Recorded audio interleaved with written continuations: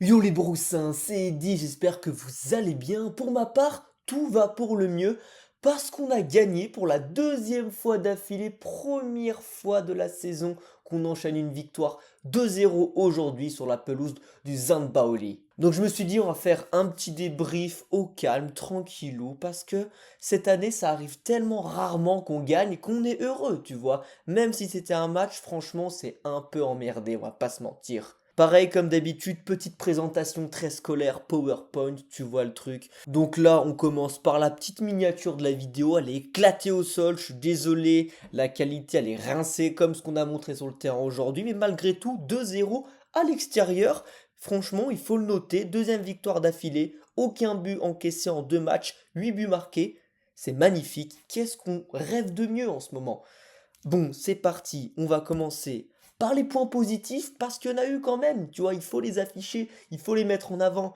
J'ai mis quoi? Première série et 24e journée de Bundesliga, première fois qu'on gagne deux fois d'affilée, hein. Franchement, chapeau, j'applaudis les mecs, bravo. Première série, deux victoires, on espère que ça va continuer, mais c'est positif, ça va amener de la confiance à l'équipe, du moins je l'espère. Ensuite, j'ai mis quoi? Défense solide. Encore aucun but encaissé en deux matchs. Waouh, bravo les mecs. Non, en vrai, Emre Can derrière, c'est du costaud. Schlotterbeck, c'était du costaud. On a eu un bon match de Ben Sebani, un bon match de Yann Couto. Franchement, défensivement, il n'y a pas grand-chose à dire, tu vois. Et franchement, ça, c'est à noter. Ça fait plaisir d'avoir quatre défenseurs qui se sentent concernés dans le jeu, tu vois. Il y a très peu d'erreurs.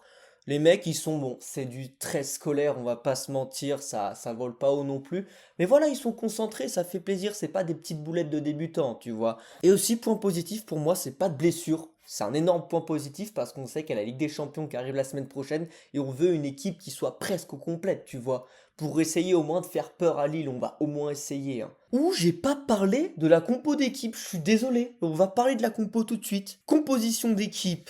Qu'est-ce qu'on a? C'est du classique, on s'embête pas chez Niko Kovac, 4-2-3-1, le même type que la semaine dernière, sauf que là, Ryerson était blessé, donc c'est Yann Couto qui l'a remplacé, et là il avait une vraie carte à jouer honnêtement. Il n'a pas fait un match dégueu, mais il a fait un match correct, sans plus non plus, tu vois. Il a eu quelques phases offensives qui étaient intéressantes, quelques centres, mais voilà, rien de fou non plus. Ça remplace pas Ryerson honnêtement. Mais derrière, sinon, c'est les mêmes trois autres, la même charnière, Emre Can, Schlotterbeck, c'est carré. Et Ben Sebaini qui commence à retrouver un peu son jeu, c'est intéressant. Kobel, encore une fois, il n'a pas eu grand-chose à faire. Sabitzer, on en parlera après, mais j'ai moyennement aimé. Gross, encore une fois, je trouve qu'il monte en puissance. Reina, titulaire encore, Julian Brandt est petit à petit en train de perdre sa place de titulaire indiscutable, et ça, c'est la bonne nouvelle de la semaine.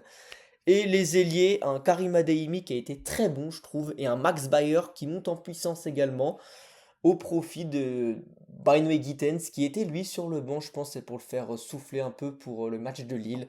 Et en pointe, Guirassy qui a encore cartonné avec un but, meilleur homme du match. Donc c'est un 4-2-3-1 très classique, mais on était en place. Franchement, c'était pas dégueu ce qu'on a montré, mais c'était pas foufou non plus, hein. Allez, on continue.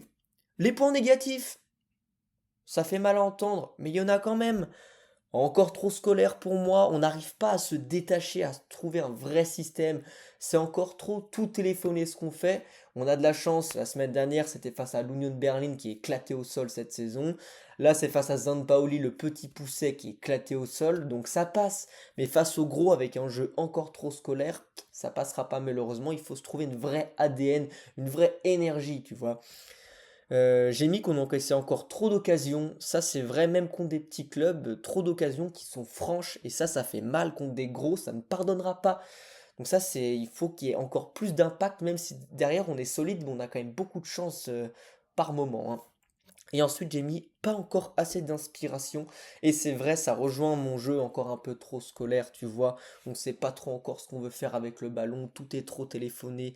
Les inspirations, tac, tac, tac. Les une touche de balle, on les trouve pas encore assez comme on avait avant. Avec une vraie création de jeu, avec un Marco Reus, un Jadon Sancho.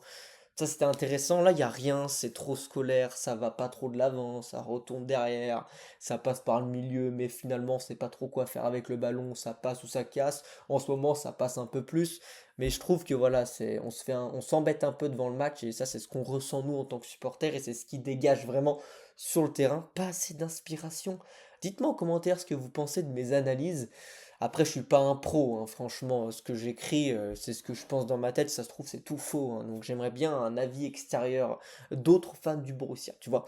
Ensuite, qu'est-ce qu'on a? Les performances à noter, Karim Adeyemi, je trouve qu'il monte en puissance et Niko Kovac lui fait vraiment du bien. Il le met en confiance et ça c'est incroyable de retrouver un Karim Adeyemi qui va de l'avant, tu vois. J'ai mis qu'il était de plus en plus dangereux et oui, il est percutant, il a confiance en lui et il fait des très bons déplacements et on retrouve un Karim Adeyemi, pas prime, hein, mais voilà, qui est tranchant, qui est transcendant et il a marqué.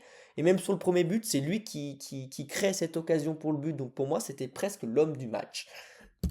Ensuite, performance. C'est à noter, Pascal Gross.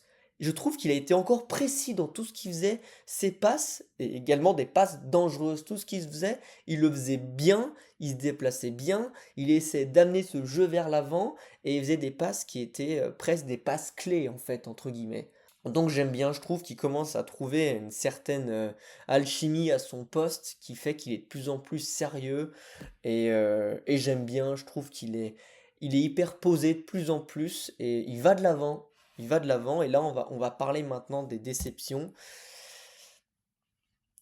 Son collègue à côté de lui, Marcel Sabitzer, on connaît le joueur, on sait que Sabitzer Prime, quand il a le ballon, tac, il enchaîne vers l'avant très rapidement, tout de suite il se tourne, il essaye de créer des occasions qui sont hyper franches. Et ben là, je le trouve beaucoup trop discret. Il manque de confiance en lui et ça se ressent dans son jeu.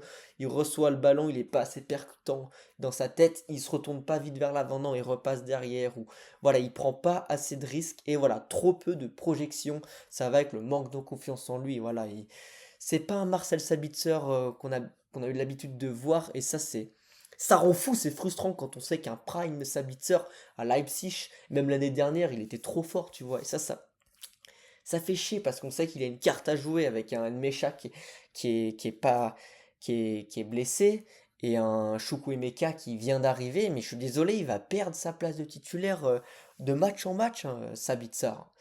Et ça c'est triste parce qu'avec l'expérience qu'il a, il devrait à chaque match, c'est lui qui doit avoir le lead, tu vois, et qui doit créer ses phases, qui doit amener le ballon vers l'avant, c'est lui qui doit créer le jeu, qui doit être le créateur, entre guillemets, c'est lui qui doit être percutant, c'est lui qui doit être un guerrier, qui doit être méchant. Et ben non, il est dans l'ombre, le gars. Il tourne autour, mais il est dans l'ombre, sans rien faire. Donc c'est triste.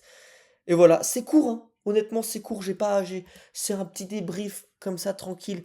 Honnêtement, les performances, j'aurais pu potentiellement mettre aussi Max Bayer. Je trouve de plus en plus tranchant. Et voilà, en tant que titulaire ailier gauche, j'aime bien. Voilà, il manque encore un peu de chance et un peu de.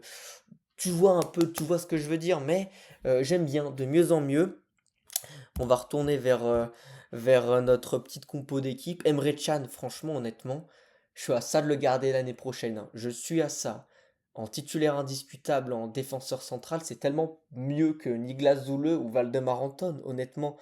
Le mec, il est serein derrière, on sent qu'il a énormément d'expérience et je trouve beaucoup plus efficace derrière qu'en milieu de terrain où il reçoit le ballon, le mec, on sait pas ce qu'il veut faire avec. Là, derrière, le mec, il est percutant, il l'envoie, tu vois. Il fait moins de fautes. Il est beaucoup plus à l'aise, je trouve. Ensuite, on a eu quoi? Reina. On n'en a pas parlé de Joe Reina.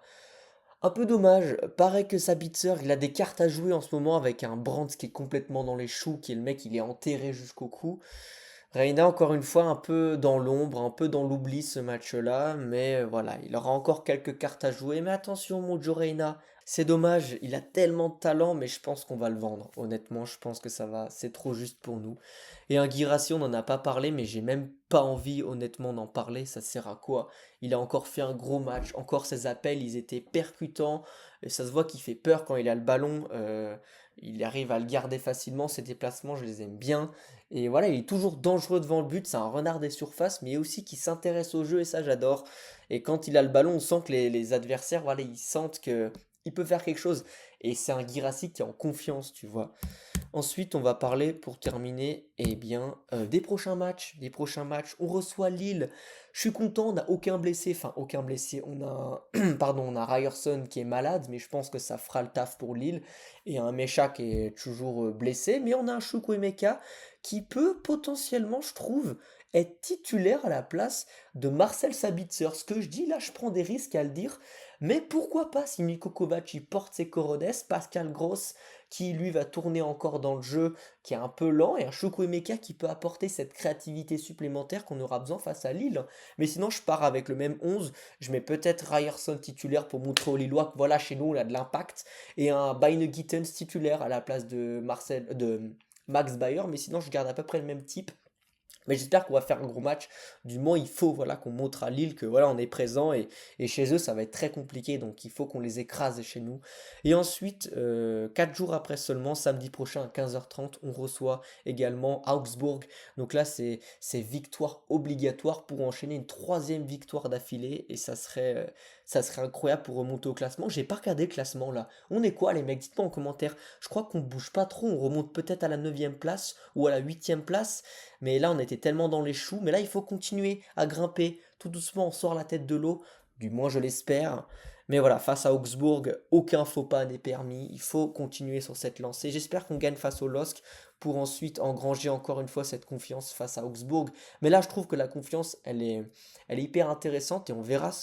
Honnêtement, le match de Lille, ça va être le match qui montre ou pas si on a retrouvé un peu cette confiance en nous. Mais là, si on fait un match cata face à Lille, ou on fait un vieux 0-0 où on perd à domicile, ça veut dire que la saison, elle sera perdue. Honnêtement, elle sera perdue. Et même face à Augsbourg, je pense que là, c'est la semaine charnière, honnêtement. Si on gagne les deux matchs-là, ouf, on respire et on est reparti sur une belle lancée. Mais si on fait un nul face à Augsbourg, un nul face à Lille ou deux matchs catastrophiques, c'est terminé la saison. On parle même plus de Ligue des Champions, on parle même plus de place européenne, on va parler de Ligue Conférence. Là, on n'a pas envie d'être, tu vois. Et on va devoir vendre une superstar, enfin une superstar, un Deyemi pour 60 millions ou un Gittens pour 100 millions pour essayer de prendre un peu d'argent l'année prochaine parce que la Ligue des Champions, bah, on l'aura pas, quoi. Donc c'est des finances en moins. En tout cas, j'espère que ce petit débrief, il était hyper court. Franchement, c'était hyper court, mais voilà. J'ai rien de plus à dire, c'était pas un match fou, honnêtement. On s'est un peu fait chier devant ce match. Mais voilà, ça passe encore 2-0. Mais moi, j'ai envie de retrouver ce Dortmund d'il y a 4-5 ans avec un Lucien Favre, avec un Thomas Tuchel, même avec un Edin Terzic, j'ai pas peur de le dire, on avait quand même pas un vrai jeu, mais on avait un peu plus une ADN. Là, on se fait vraiment chier et ça passe encore une fois aujourd'hui parce que c'était Zandbauli, mais ça passera pas. Je pense que la semaine prochaine contre Augsbourg, ça va passer aussi. Mais après, contre Wolfsburg, contre Leverkusen, contre Leipzig, contre Francfort, contre Gladbach, contre le Bayern, ça ne passera pas malheureusement. Et même contre Lille, ça risque de ne pas passer si on joue comme ça. Enfin bref, c'était un petit débrief au calme comme ça, très court, mais j'espère que ça vous plaît un peu les débriefs tout de suite d'après match. En tout cas, on se retrouve la semaine prochaine pour une nouvelle vidéo. C'était Eddy. Allez, ciao!